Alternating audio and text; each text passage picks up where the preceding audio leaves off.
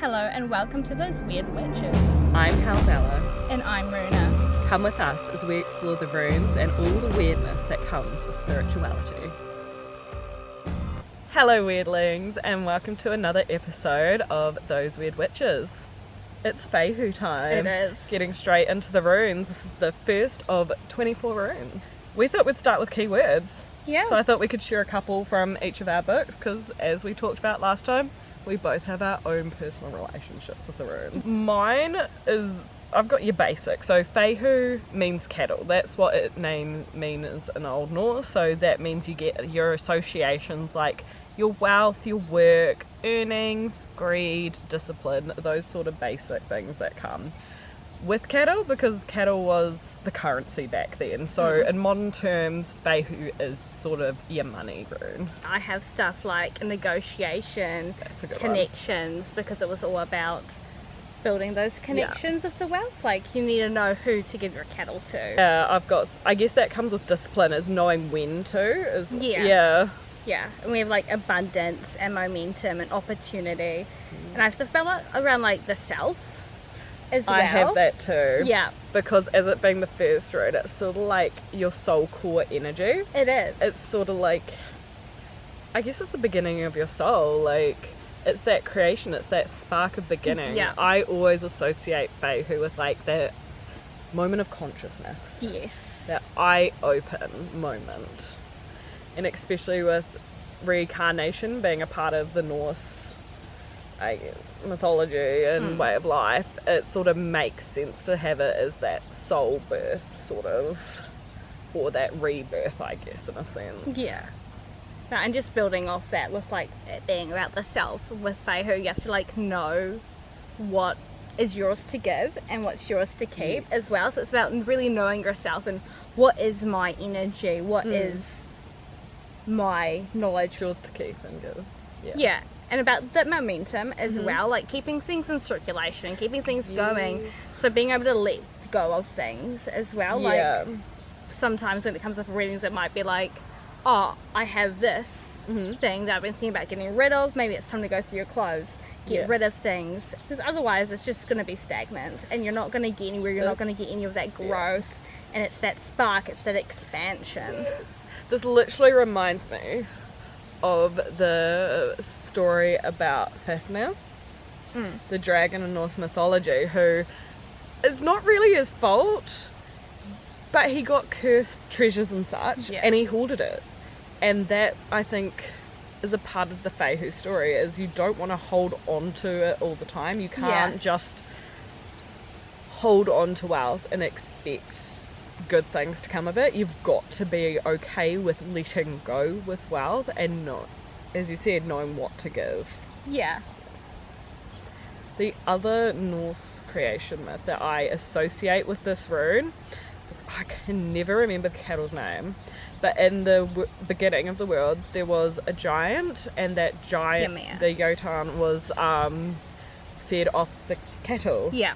And that cattle was then unalived in order to create the world. So like their blood became the rivers, I believe, and their body became mountains. So I associate that myth with Fehu energy as well. There's that creation element, knowing what to give, and then I guess back to Fehu of knowing when to not be greedy. That is the duality of it. It might be wealth and abundance, but you need to not give in to greed.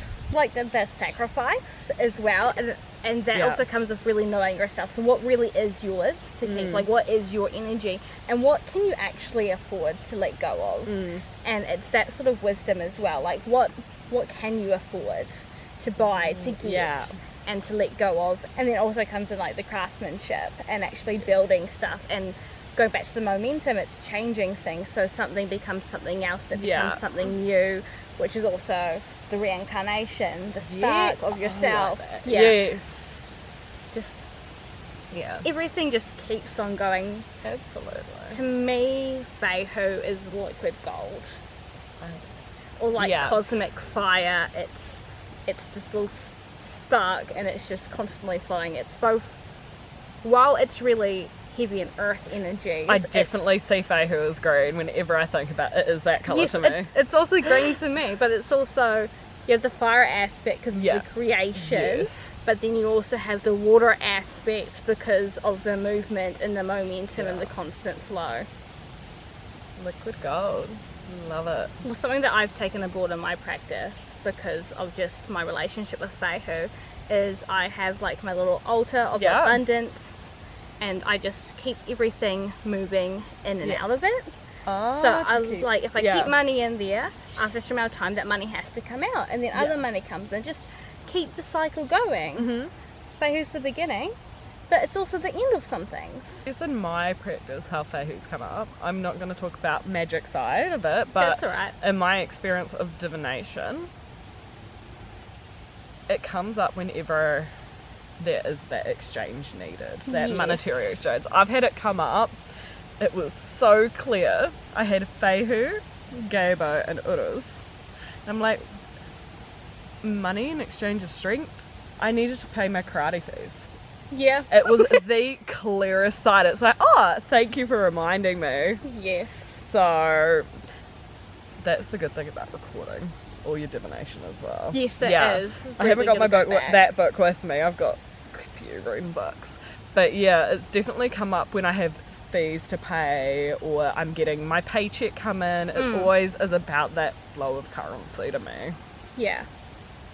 For me, it also goes beyond currency as well, because when I actually look at Fehu and how it is laid out, I see a person standing with their arms up towards the sun, and it's the exchange with the divine as well, and just that exchange of energy. So I'm giving them energy and they're giving me energy, and we are, it's this fluid exchange. I can sort of see that. I always thought of Algiers as the divine one, but how Fehu structures like that, it's almost like giving. Yes. It is like, okay. Yeah. Yeah. Yeah, it's just relaxing in the sun. You're just taking in the moment. I like that. Yeah. Just a bit of give and take. It is. But how is it different from the give and take of, say, Gabo, which is the exchange rune? This is the funny thing. Runes overlap all the time. And once you get to a certain level, you're always thinking, what is the difference when this keyword's the same? Because Gabo is the intersection. It's when everything comes together and it's the crossroads. Whereas Fehu is the momentum of the exchange. Is it more like the thought process behind it before the actual exchange, or I don't think so. I think like the discipline and the like energy behind it? They both have that though. True. Fehu's the networking, right? Yes. That's where that exchange comes in, because it's building that relationship. Yeah. Whereas Gebo is the gift. True. I think that's the differentiation. So it's more like the underlying energies behind it, like how you're networking with people and like knowing who to trade with as well. Yes. Rather than the actual exchange itself. Like the exchange itself, but like everything underlying that goes with it. Fehu, it is the exchange, but it's the exchange for networking. Yeah. For building those relationships. Whereas Gebo is the exchange of appreciation, of seeing someone and seeing what they've done and acknowledging it. Both of them, you're only giving away what you should be giving away. True. And they both have sacrifice, but Fehu is just... It's almost got a community vibe to it. It is the community, exactly. It's the daily exchange, it's being a part of something. Because Fehu, it's also like a tree, to be honest. You're growing in one direction because you're growing forward with everything that's come behind you from your ancestors and all of that, and you're reaching out, you're starting new, you're reaching towards the sun. The thing with it's so hard to sometimes put them into words because they're such heavy energies. Like when I think of Fehu, it's definitely all that green. I think of cattle. I can just picture like a shepherd in their field, beautiful lush grass, like ushering their cattle to like different plots of land, because I live on a farm, so I know you can't just keep your cattle in one space all the time. You've actually got to put energy into that currency, if that makes sense. You actually need to know how to manage it. Like you need to remember to top up cattle water. Yeah. You need to be able to put them in the right paddock. You need to think ahead and store hay for the winter.